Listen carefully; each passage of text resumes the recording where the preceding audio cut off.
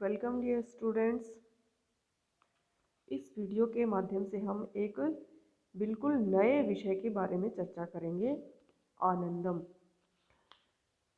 आनंदम क्या है, कैसे इसका एग्ज़ाम होगा, क्या इसका सिलेबस रहेगा, इसमें आप लोगों को क्या करना है, इन सब के बारे में हम चर्चा करेंगे, जिनके बारे में आप सब लोग जानना चाहते हैं। सबसे पहले हम देखते हैं कि आनंदम क्या है। आनंदम इस वर्ष से सत्र 2020-2021 से जो कॉलेज शिक्षा विभाग है उसकी तरफ से एक अनिवार्य विषय के रूप में जोड़ा गया है, जो कि इस सत्र के लिए केवल जो फर्स्ट ईयर के छात्र हैं, बीए बीकॉम ग्रेजुएशन का फर्स्ट ईयर और पीजी का फर्स्ट ईयर, एमए प्रीवियस, उनके लिए अनिवार्य विषय रहेगा। आगे इसको अगले सत्रों में सेकेंड ईयर थर्ड ईयर के लिए भी बढ़ाया जाएगा, लेकिन इस सत्र के लिए यह केवल प्रथम वर्ष के छात्रों के लिए अनिवार्य विषय है। ये इसका एग्ज़ाम प्रत्येक छात्र को देना पड़ेगा। अब हम देखते हैं कि ये है इस नए विषय का उद्देश्य क्या है, कि आपके सिलेबस में इसको अनिवार्य बनाया गया है। तो इसका उद्देश्य क्या है? इसका उद्देश्य है छात्रों को समाज से जुड़कर समाज से संवाद करने, समाज की समस्याओं को समझने और उन समस्याओं को सुलझाने के लिए उत्साहित करना है, ताकि छात्र हैं वो किसी की मदद करने, उनकी समस्याएं हैं वो साझा करने, इन सब की खुशी के प्रति संवेदनशील बने, जिनके प्रति वो वर्तमान समय में माना जाता है कि बहुत असंवेदनशीलता आ गई है। तो ये विषय इसलिए जोड़ा गया है ताकि अन्य अपने से कमज़ोर या वंचित लोगों की मदद करने की भावना है, उसके प्रति छात्र संवेदनशील बने, और साथ साथ इससे जुड़कर छात्र हैं वो अपनी रचनात्मकता और संवेदनशीलता को भी प्रकट करने का अवसर प्राप्त करेंगे। तो इस विषय का यह मुख्य उद्देश्य है। फिर ये विषय छात्रों की कैसे मदद करेगा? यह विषय ऐसा है जो न केवल छात्रों के व्यक्तिगत, सामाजिक, नैतिक, शैक्षणिक और सर्वांगीण विकास के लिए प्रभावी साबित होगा। इन सब के लिए तो ये प्रभावी होगा ही होगा, छात्रों की मदद करेगा ही करेगा, बल्कि इस विषय के माध्यम से छात्रों का जो नेतृत्व गुण है वो निखरेगा और उनकी करियर की संभावनाएं और प्रबल होंगी।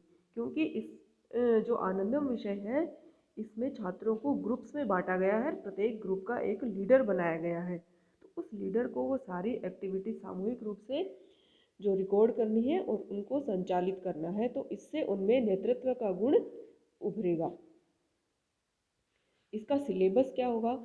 इसका सिलेबस है वो छात्रों द्वारा व्यक्तिगत और सामूहिक स्तर पर किए गए अच्छे कार्य, कुछ अच्छे कार्य जो या तो वो अकेले व्यक्तिगत स्तर पर करता है या फिर समूह में करता है, वही इसका सिलेबस होगा। इसकी कोई अन्य जो विषय है उनकी तरह इसका कोई वैसे निश्चित सिलेबस नहीं है, कोई बुक्स वगैरह नहीं, आपको सिर्फ अच्छे कार्य करने हैं, किसी की मदद करनी है। इसके जो अधिकतम अंक हैं वो 100 अंक होंगे, जो कि सेमेस्टर पद्धति और जो वार्षिक पद्धति है उसमें के उन दोनों के लिए इसकी अलग अलग योजना है। इसकी परीक्षा है वो पूरी तरह से प्रैक्टिकल होगी, ये इसकी लिखित परीक्षा नहीं होगी, और इसके जो नंबर होंगे वो नंबर जो आपकी मार्कशीट है उसमें दिखाए जाएंगे, और साथ ही साथ जो अलग अलग यूनिवर्सिटी जो नियम बनाएंगी उनके अनुसार आपका जो टोटल प्रतिशत है उस टोटल प्रतिशत में, टोटल नंबर में इस आनंदम विषय के नंबर भी जोड़े जाएंगे, जो कि आपकी परसेंटेज को प्रभावित करेगा। तो इसे बहुत गंभीरता से लेना है, हल्के में नहीं लेना है। इसका कोई शुल्क नहीं है महाविद्यालय स्तर पर, ये एक प्रायोगिक विषय है, प्रैक्टिकल है, और जिसके लिए विश्वविद्यालय है वो लेंगे नियमानुसार प्रायोगिक शुल्क, जैसे अन्य प्रैक्टिकल का शुल्क होता है अन्य प्रायोगिक परीक्षाओं का, वैसे यूनिवर्सिटी इसका शुल्क लेंगे, महाविद्यालय स्तर पर इसका कोई शुल्क नहीं होगा। इसमें छात्रों को जो 2 तरह की गतिविधियां करनी होंगी, एक तो व्यक्तिगत गतिविधियां और एक सामूहिक गतिविधियां। व्यक्तिगत गतिविधियां कौन सी? ऐसी गतिविधियां जो विद्यार्थी प्रतिदिन अपने आसपास का क्षेत्र है, अपनी सराउंडिंग्स है, उसमें समाज के हित के लिए या किसी भी ज़रूरतमंद व्यक्ति के लिए कुछ अच्छा कार्य करता है, वो उसकी व्यक्तिगत गतिविधियों के अंतर्गत आएंगी। अब हम देखते हैं कि ये व्यक्तिगत गतिविधियां हैं वो दर्ज कैसे की जाएंगी, पता कैसे चलेगा कि आप अच्छे कार्य कर रहे हो, कुछ ऐसी व्यक्तिगत गतिविधियां आनंदम विषय से जुड़ी हुई कर रहे हो। तो उसके लिए प्रत्येक विद्यार्थी को एक दैनिक डायरी रखनी होगी और उस डायरी में वो रोज़ दिन जो अच्छे कार्य कर रहा है उन अच्छे कार्यों का रिकॉर्ड रखना होगा। और जो सामूहिक गतिविधियां कर रहा है उसकी रिपोर्ट के साथ साथ इसको भी, जो दैनिक डायरी है, इसको भी मेंटोर के पास जमा कराना होगा। हर विषय के और हर क्लास के, मतलब बीएससी, बीकॉम और बीए तीनों के मेंटोर बनाए गए हैं अलग अलग ग्रुप्स के, तो उन मेंटोर्स के पास आपको ये डायरी जमा करानी होगी। फिर दूसरी तरह की गतिविधियां थी सामूहिक गतिविधियां। सामूहिक गतिविधियां कौन कौन सी क्या होती हैं, इसके अंदर क्या आएंगी कि 10 के लगभग छात्रों का एक ग्रुप बनाया जाएगा, एक समूह बनाया जाएगा और उस ग्रुप में रहते हुए ही समाज के लिए या फिर किसी विशेष रूप से ज़रूरतमंद लोग हैं उनको लाभ पहुंचाने वाले कोई ऐसे कार्य करने होंगे, एक प्रोजेक्ट टाइप उनको करना होगा, वो होगा सामूहिक गतिविधि। अब जो कितने प्रोजेक्ट करने होंगे, सामूहिक गतिविधि कितनी करनी होगी, वो सेमेस्टर पद्धति में और वार्षिक पद्धति दोनों में अलग अलग है। सेमेस्टर पद्धति में तो उनको 2 प्रोजेक्ट करने होंगे, प्रत्येक सेमेस्टर के लिए एक प्रोजेक्ट करना होगा, अर्थात एक सामूहिक गतिविधि करनी होगी प्रत्येक सेमेस्टर के लिए, और दोनों सेमेस्टर के लिए जो 2 परियोजनाएं करनी होंगी, 2 प्रोजेक्ट करने होंगे। जबकि वार्षिक पद्धति है उसमें एक प्रोजेक्ट करना होगा। हमारे यहाँ वार्षिक पद्धति चल रही है तो आपको एक प्रोजेक्ट करना होगा। अब इसमें एक विशेष चीज़ और है, एक आनंदम दिवस। इसमें आनंदम दिवस भी मनाया जाएगा जो कि हर महीने के अंतिम सप्ताह में किसी दिन को निर्धारित करके आनंदम दिवस मनाया जाएगा। तो इस दिन सभी छात्र हैं वो और सभी छात्र समूह है वो अपनी जो परियोजना है उसकी प्रगति, मतलब पोस्टर के रूप में या फिर किसी भी रूप में, वीडियो के रूप में, फोटो के रूप में, वो है उसके माध्यम से प्रदर्शित करेंगे और जो दैनिक डायरी है उसको भी अपने मेंटर के पास दिखाएंगे। तो ये आनंदम दिवस है, इस दिन आपको कॉलेज आना है। इसके तहत जो गतिविधियां संचालित हो रही हैं उनका मूल्यांकन कैसे होगा, तो मूल्यांकन के लिए एक योजना है, उस योजना के अनुसार प्रत्येक भाग के इसके नंबर होंगे। जैसे कि है मेंटर को दैनिक डायरी प्रस्तुत करोगे, उसके वार्षिक पद्धति में 10 नंबर होंगे। अपने परियोजना की रूपरेखा बनानी होगी, जो परियोजना प्रोजेक्ट करोगे उसकी रूपरेखा कैसी बनाई है उसके वार्षिक पद्धति में 20 नंबर होंगे। आनंदम दिवस पर आप आते हो, प्रेजेंट होते हो, भागीदारी करते हो, तो उसके भी आपको 20 नंबर मिलेंगे। और फिर जो अंत में वो परियोजना और उसकी रिपोर्ट है वो प्रस्तुत करोगे तो उसके आपको 50 नंबर मिलेंगे। तो इस प्रकार से ये टोटल 100 नंबर का एक सब्जेक्ट होगा, विषय होगा, जो कि प्रथम वर्ष के छात्रों के लिए अनिवार्य विषय होगा। अब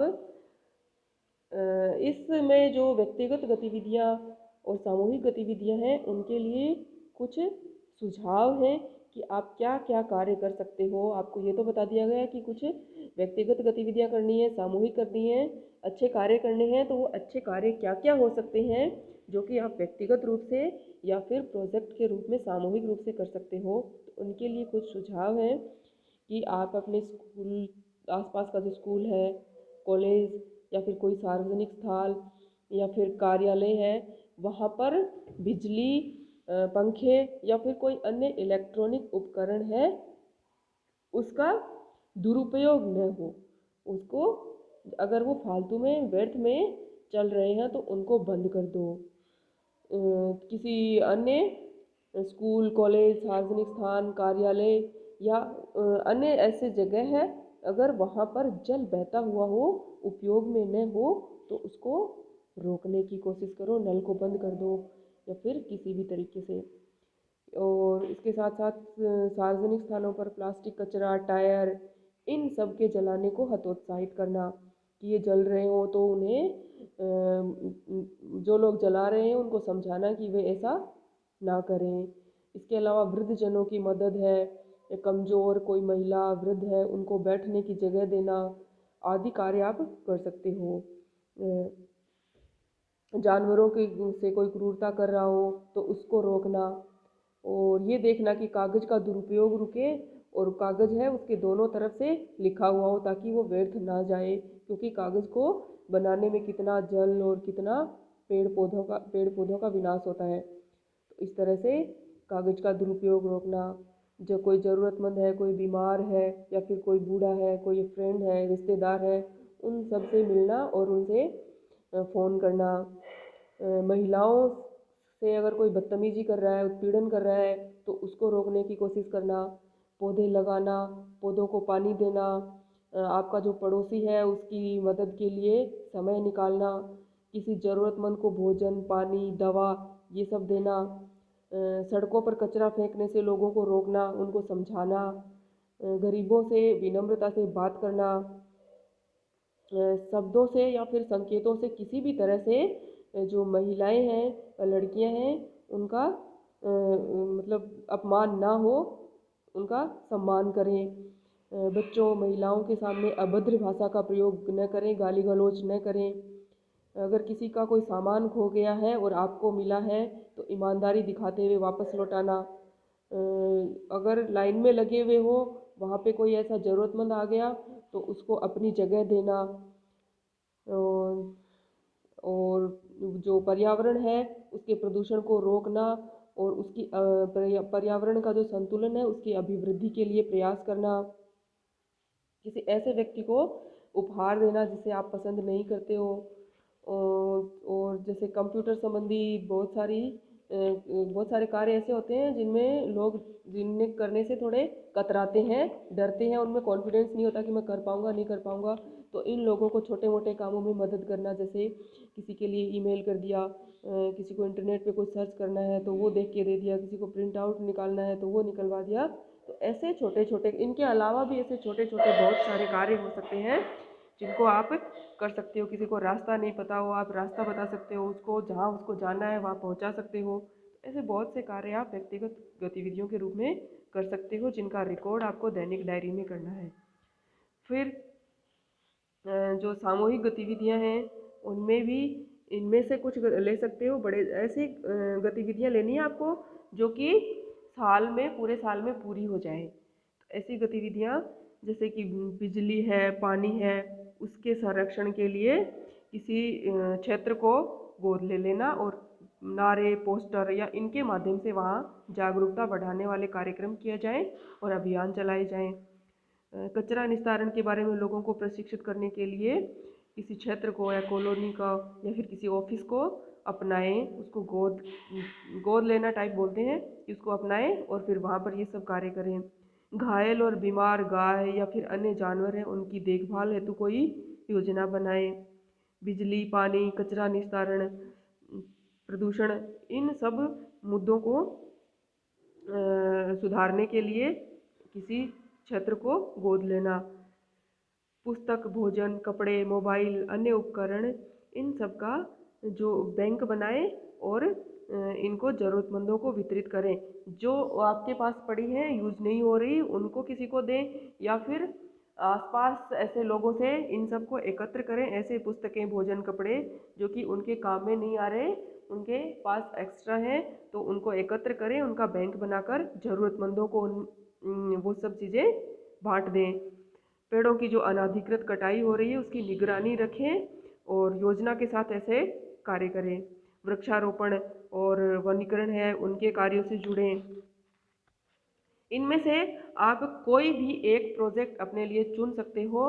वैसे महाविद्यालय के जो फर्स्ट ईयर के जो छात्र हैं उन सबको ग्रुप्स में बांटकर उनके लिए परियोजनाएं ग्रुप्स में बांट दिया है और हर ग्रुप के लिए परियोजना है वो निर्धारित हो चुकी है। तो आपको अपनी परियोजना पे कार्य करना है और जो व्यक्तिगत गतिविधियां हैं उनकी दैनिक डायरी रखनी है। और महाविद्यालय में जब आनंदम दिवस मनाया जाए उस टाइम पर आपको अपनी परियोजना की रिपोर्ट और व्यक्तिगत कार्य हैं उनकी रिपोर्ट को प्रस्तुत करना है।